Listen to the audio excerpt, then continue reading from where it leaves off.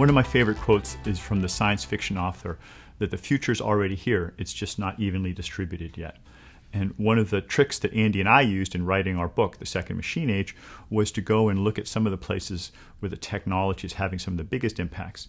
And naturally, you see them in some of the high-tech companies in Silicon Valley, around the Boston area, other leading companies all over the world.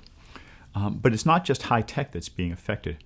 Ultimately, every industry is having digital technologies at its core. You see that in finance and banking, you see it in manufacturing, you see it in retailing, you see it in media and music, of course.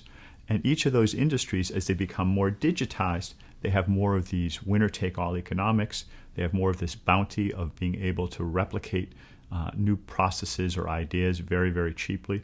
Ultimately, they look more and more like the high-tech companies that we've been focusing on.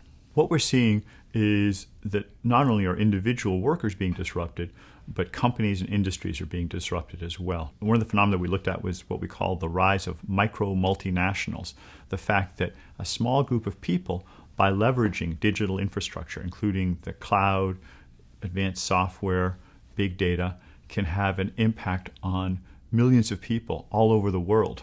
Think of Instagram or WhatsApp. These are companies with a dozen or a few dozen employees that affected millions of people, hundreds of millions of people with the products they developed. They ultimately were sold for billions of dollars. That was something you wouldn't have seen 10, 15 years ago. Kodak employed 145,000 people at its peak. A big chunk of the city of Rochester were their suppliers and other people helping out with the basic functions of Kodak.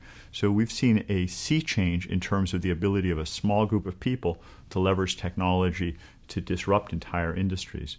And I think a lot of the big companies are realizing that they are vulnerable to that kind of disruption because of the power that technology puts in the hands of very small groups of people.